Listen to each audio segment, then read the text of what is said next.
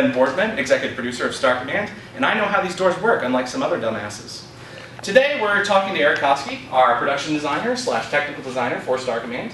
Again, we're looking at what we've been doing for the past weekend, how we've changed up the engine room, how we're adding on new practical effects. So Eric, why don't you kind of talk a little bit about what we've been doing?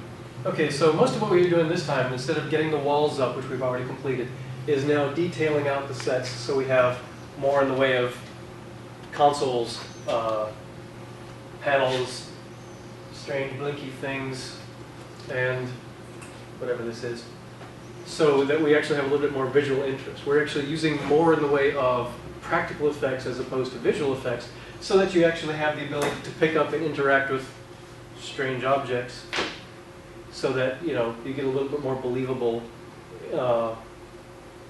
What am I trying to say?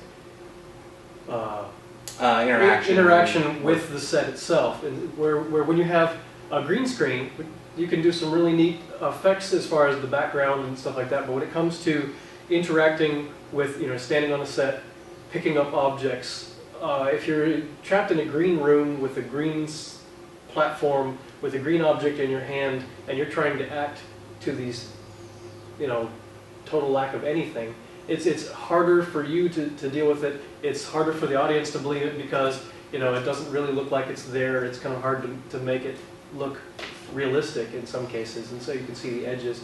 So when we rely on practical effects, you have more ability to deal with the objects, to mess with the buttons, switches, lights, and actually be in the set. It's also a lot more impressive to me because when you look at that, you think all of that stuff actually had to be there in that set. It's not just something somebody painted on Photoshop. Yeah, and that's been a big change for us.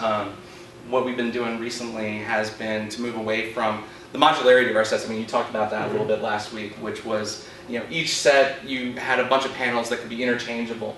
And nowadays we're actually getting into where this is strictly for the engine room. You might see this in a corridor, but that's about it.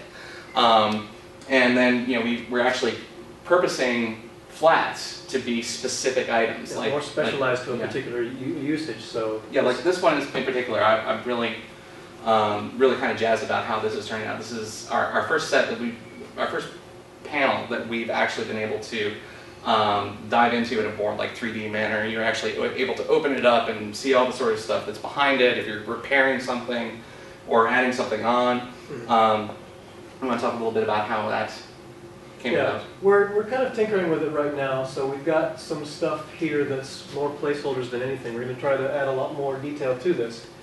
But what we have here is a panel that we can use to simulate machinery behind the walls, that we can take the panel off, mess with the machines, put it back on. Hopefully that's fixed something or broke something worse, or we discovered some horrible alien life form living in there.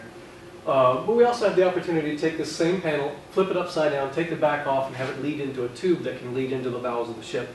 So hapless crewmen can crawl up in there and try to find that horrible alien life form and see if they can do anything about it, or vice versa. And just like Classic Trek, named their Jeffries tubes after Matt Jeffries, who was their production designer, we named ours Koski tubes after our production designer because we live him. I don't really touch him normally. I like to have green screen doubles for that.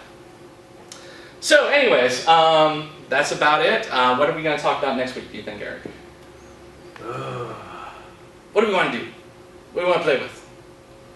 I would love to talk about some of the scripts that are coming out. Oh no, we can't do that. Oh. No, those remain secret under lock and key. Anyway, so for this week, this update, this has been Ben Boardman and Eric Koski, and we'll talk to you soon.